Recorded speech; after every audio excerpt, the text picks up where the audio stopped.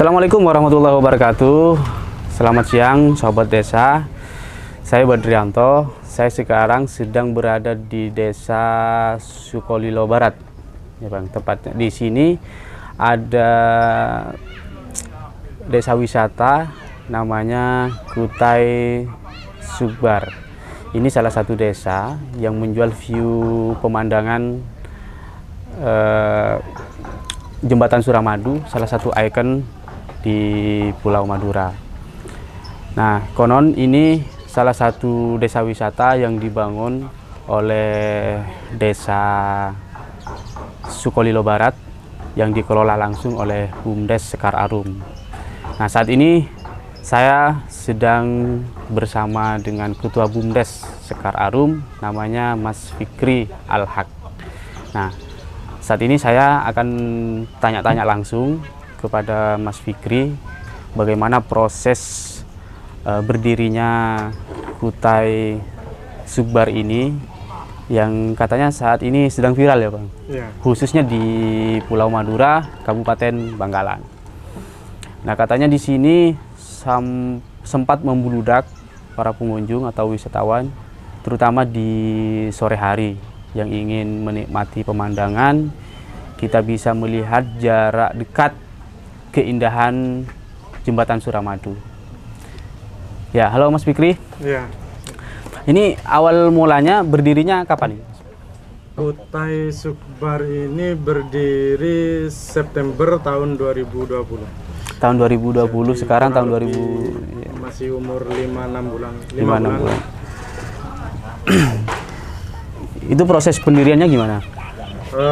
Kutai Sugbar sendiri sebenarnya adalah bentuk sinergi atau kerjasama dari warga dusun Jarak Lanjang, Sukolilo Barat dengan pemerintah desa Sukolilo Barat. Jadi kepala desa kita nih awal mulanya pengen punya desa yang produktif, jadi yang sekaligus mengurangi angka pengangguran seperti itulah. Jadi kemudian dipikirkan segala macam bentuk usaha, akhirnya jatuh kepada wisata. Kenapa kok wisata? Jadi supaya yang bekerja itu dari seluruh kalangan. Jadi kalau kita buka toko, otomatis yang kerja cuma segitu-segitu aja. Kalau wisata mulai dari yang pendidikannya rendah sampai yang tinggi itu kena semua. Jadi seperti itu. Ini sendiri pun kenapa kita sebut tadi bersinergi dengan masyarakat, karena ini sendiri adalah asetnya warga ini. Jadi ini adalah tangkis laut awalnya. Jadi memang sudah ada sebelumnya tangkis laut. Jadi desa hanya memoles saja untuk dijadikan kafe seperti itu. Nah, sebelum kita melanjutkan pembahasan ini tentang desa wisata Kutai Sugbar, ini ada iklan sedikit. Jadi kalau kita mau nongkrong di sini, kita juga bisa pesan kuliner yang ada di sini. Nah, salah satunya adalah bakso ya Mas. Bakso. Salah satu menu yang ada di desa wisata Kutai Sugbar. Bisa kita pesan bakso karena kebetulan saya sekarang lagi pengen bakso. Dan di sini juga ada kuliner seafood ya Mas. Seafood ada. Nah, dan perlu diketahui seafoodnya di sini itu berbeda dengan seafood di tempat yang lain. Kenapa? Karena seafoodnya sangat segar. Karena masih tangan pertama dari nelayan yang ada di sekitaran sini. Nah, oke. Sambil saya cicipin satu dulu. Ya, ini sambil saya rasakan gimana rasanya. Nah, mungkin inilah bedanya dengan wisata tempat yang lain. Ada baksonya Bang. Terus lanjut Mas, ide berdirinya Kutai Sugbar ini, kenapa harus mengambil konsep yang seperti ini? Nah, jadi kita itu dulu sebenarnya kafe jatuhnya, jadi kafe makan. Jadi kita lihat itu memang potensinya kita kalau di Sukolilo Barat ini ya memang laut. Di laut, karena lautnya di Sukolilo Barat ini kalau nanti dilihat bisa dicek itu kebanyakan sudah dihuni pemukiman, jadi banyak rumah-rumah. Oh iya. Jadi Kayak di pinggir-pinggir tidak ya. ada di Sukolilo Barat nih, sangat sulit menemukan laut yang langsung di jalan raya. Jadi mesti mesti masuk ke rumah warga. Jadi kita cari waktu itu tempat yang bagus dan jatuhlah di tempat ini karena sudah ada tangkis lautnya. Jadi awal mulanya memang di konsep kafe sederhana, tidak ada tiket masuk awal mulanya. Cuma kemudian wisatawan membludak, satu hari pernah kita tembus 1.500 pengunjung. 1.500 pengunjung. Karena saking membludaknya, waktu itu kafe kita ini ndak laku. Jadi orang datang cuma foto terus pulang, datang foto pulang, saking banyaknya 1.500 orang. Akhirnya kita akalin gimana caranya kita tetap beromset gitu. Karena waktu kafe ndak laku itu celakanya bukan hanya kita ndak dapat penghasilan, tapi pagar pun kan banyak yang patah, kursi patah. 1.500 kan bukan jumlah sedikit. Betul. Itu orang banyak duduk di pagar gitu, jadi banyak yang patah. Perawatan tambah tinggi, maka akhirnya kita putuskan ada tiketnya. Jadi tidak masalah waktu orang beli makan, tidak ada masalah. Berarti awalnya itu kita masuk ke sini itu cuma-cuma Iya, karena di gratis. sini adalah kafe. Ya, betul. Karena sangat banyak peminatnya dan membludak, akhirnya diterapkan sistem tiketing gitu ya Mas. Ya, Ya, tiketnya berapa? tiketnya Rp5.000 Rp5.000 untuk masuk di sini. untuk masuk sini. Kita dengan tiket Rp5.000 kita di sini sudah bisa mendapatkan pemandangan yang sangat indah. Terutama di sore hari katanya Mas. Senja, betul. Di senja. Para pemburu senja katanya. Oh, jadi julukannya di sini orang yang masuk di sini adalah para pemburu senja. Ya, Oke, biasanya mantap. berburu senja. Ini lokasinya ada di Kabupaten Bangkalan, tepatnya di Desa Sukolilo Barat, Kecamatan Kecamatan Labeng. Ini kan waktu itu sampai 1.500 itu waktu awal-awal viral ya Mas. Ya, betul. 30. Nah, kalau di waktu normal seperti ini, waktu Kalau normal di seperti waktu sekarang normal ini sekarang ini paling 100 sampai 250 pengunjung per hari. per hari. Per hari. Berarti nanti sore ini ramai. Biasanya ramai sore. Dan- Kalau pagi memang sudah kayak gini. Jadi tergantung pengunjung pengen dapat nuansa sepi atau ramai. Kalau ramai datangnya sore. Sore. Kalau pengen yang sepi ya pagi-pagi gini cocok. Sebenarnya kalau kapasitas dari desa wisata ini berapa orang sih Mas? Bisa menampung berapa orang? Kalau kursi sebenarnya kita cuma sekitar 60-an. 60.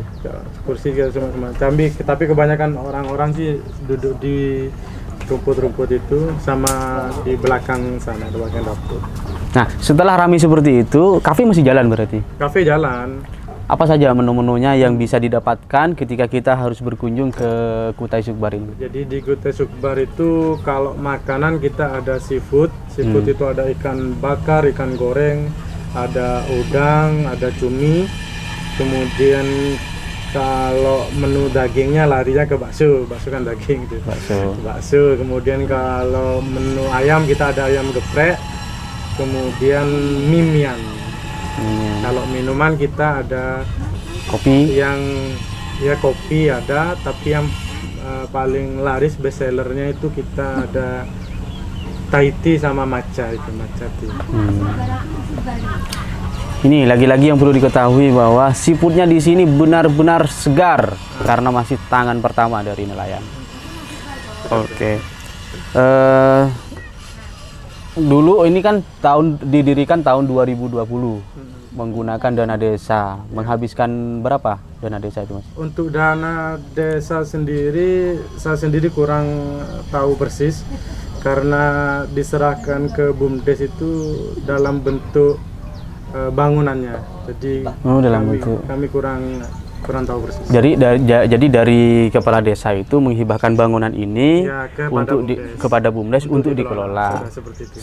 sebagai kafe sekaligus wisata desa. Sekarang omsetnya berapa Mas?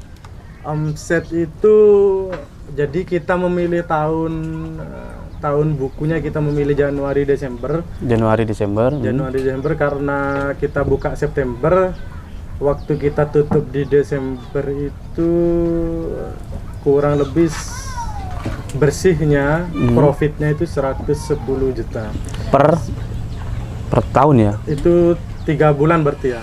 Iya, triwulan ya? Iya, triwulan, jadi 110 juta itu kita sudah setor PAD ke desa itu kurang lebih antara 30 sampai 40 Wow, juta. berarti 300 juta itu omset triwulan sudah bersih? Sudah bersih 110. 110? Ya. 110 juta itu per triwulan itu sudah bersih setelah dipotong store PAD ya, PAD kepada desa dan juga mungkin pengelola di sini sudah itu. Iya, jadi itu sudah profitnya. Jadi masuk ke penambahan modal lagi. Wow. Berarti dapat disimpulkan BUMDes Sekar Arum ya? Iya, betul. BUMDes Sekar Arum sekarang sedang kaya ini. Amin. Dan pertanyaannya, hasil dari pendapatan desa wisata ini mau diapain lagi, Mas? Jadi yang pertama kita untuk pengembangan wisata, yang kedua sosial ke warga, dan yang ketiga memang kita fokus untuk masuk ke kas BUMDes untuk dibikinkan bisnis-bisnis baru selain wisata. Oke, yang pertama adalah pengembangan. Pengembangan apa yang perlu dikembangkan dari desa wisata Kutai Sugbar ini, Mas? Ini kan sudah menarik, pengunjungnya sudah banyak, peminatnya juga banyak, omsetnya sudah besar. Apa yang perlu dikembangkan dari Kutai Sugbar ini, Mas? Jadi kalau yang dikembangkan tentu kalau kita bicara wisata, orang gampang bosen. Betul. Jadi kalau kita sudah datang biasanya males berkunjung lagi, sudah pernah lah istilahnya. Jadi kita memang perlu inovasi. Mungkin kita akan perpanjang ini atau nanti di sebelah sana. Ini rencananya yang paling baru. Ini yang di sebelah sana akan kita bikin kafe tokoh-tokoh kartun seperti itu. Kafe tokoh-tokoh kartun dengan interior tokoh-tokoh kartun. Ya betul. Ada bangunan yang nanti mirip tokoh-tokoh, bangunan-bangunan yang ikonik di kartun-kartun yang khas lah di Indonesia seperti itu. Oke, kenapa milih itu? Supaya beda gitu. Supaya beda kalau dengan kita lihat kafe di Madura, bukan di Sukolilo Barat saja, kalau kita lari ke Sampang, Pamekasan, Sumeneb itu mesti konsepnya kapal. Jadi kalau laut identik dengan kapal. Kita supaya lain tidak kapal semua lah. Kalau kapalnya kita sudah banyak reel, banyak nelayan, kita banyak kapal. Itu yang pertama. Terus yang kedua tadi mau dibuat apa tadi katanya? Untuk sosial ke warga. Sosial keluarga, sosial warga. Oke. Jadi kalau selama ini kita memang jadi dusun Jalan Lanjang, karena kita sebut tadi ini bekerja sama dengan warga, maka beberapa persen dari penghasilan kami itu memang dimasukkan ke kas kampung. Jadi kampung sini itu dapat pemasukan, dan setiap ada warga yang meninggal itu kami berikan santunan seperti itu. Dari hasil desa wisata Kutai Sugbar. Oke, keren. Jadi selain tadi dusun kampung dapat kas, itu warga juga dapat santunan itu. Ya, betul. Dan di sini 100% pekerjanya tidak ada yang impor, jadi memang asli warga kampung sini. Jadi 100% mulai dari parkir, kafe, sampai pengurus-pengurusnya. Kalau parkir sini dikelola siapa? Masih kelola BUMDes juga? Parkir dikelola oleh RT RW. Oh, RT RW. Berarti yang tadi itu 110 itu belum berbeda dengan ini ya? Parkir tidak termasuk parkir. Tidak menghitung parkir. Oke. Berarti itu apa namanya, pemberdayaan masyarakatnya, Mas ya? Ya, betul. Sekarang saya mau nanya nih, Mas, saya penasaran. Setelah ada desa wisata di kampung ini dan pengunjungnya juga sangat banyak, omsetnya juga sudah ratusan juta dalam waktu 3 bulan. Dampak dari terhadap masyarakat sekitar gimana? Jadi dampak sosial ekonomi yang paling kerasa. Jadi saya sering dengar banget dari warga itu, yang paling senang dari warga itu sebenarnya bukan penghasilan. Jadi awal mulanya kalau katanya warga, Saya seneng anak-anak itu biasanya tiap hari HP-nya miring, HP-nya main game. Main game, ya betul. Tapi sejak adanya Kutai Sukbar itu mereka berbondong-bondong pegang bendera. Artinya di jalan parkir, ada yang parkir, ada yang petugas tiket, ada yang di kafe. Jadi hampir katakanlah kalau dari 10 pemuda, 9 pemudanya semuanya ada di Kutai Sukbar. Seperti itu. Berarti parkir itu dikelola oleh pemuda-pemuda desa di sini, Ya, dijadwal secara bergiliran gitu. Ya, betul. Oke.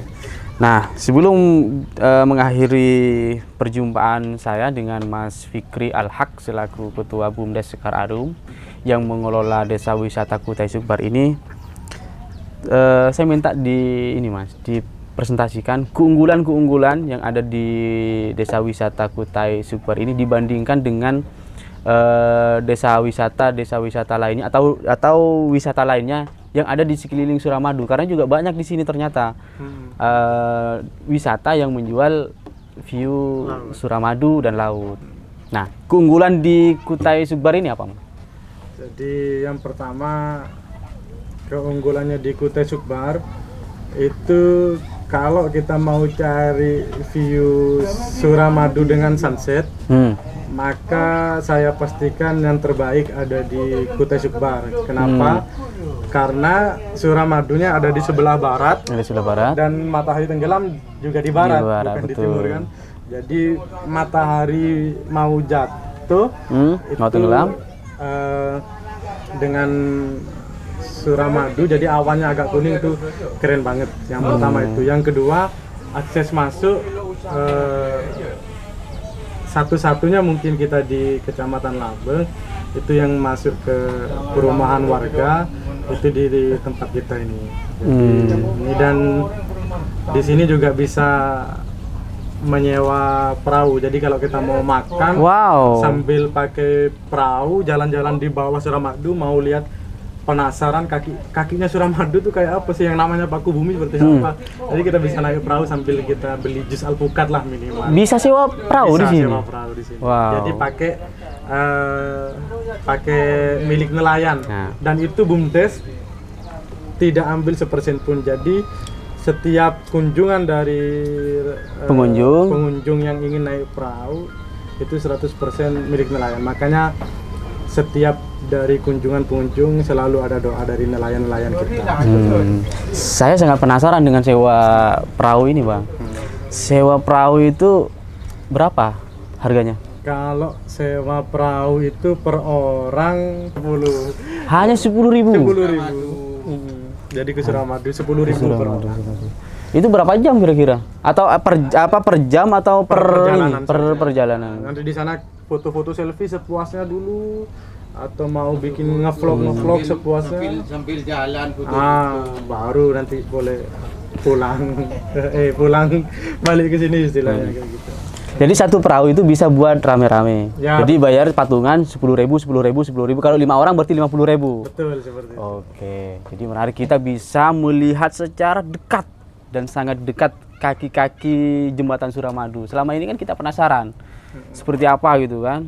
Kaki Suramadu kok bisa sekuat itu gitu kan. Dan gimana proses pembangunannya kita kan nggak tahu. Tapi melalui perahu-perahu kecil milik warga ini kita bisa melihat secara detail, bahkan mungkin bisa menyentuh ya, Mas. Oke. Dan kita juga bisa mengabadikan momen-momen ada di bawah jembatan Suramadu. Dan ini tidak ada di tempat lain. Betul. Hanya ada di Kutai Sukbar.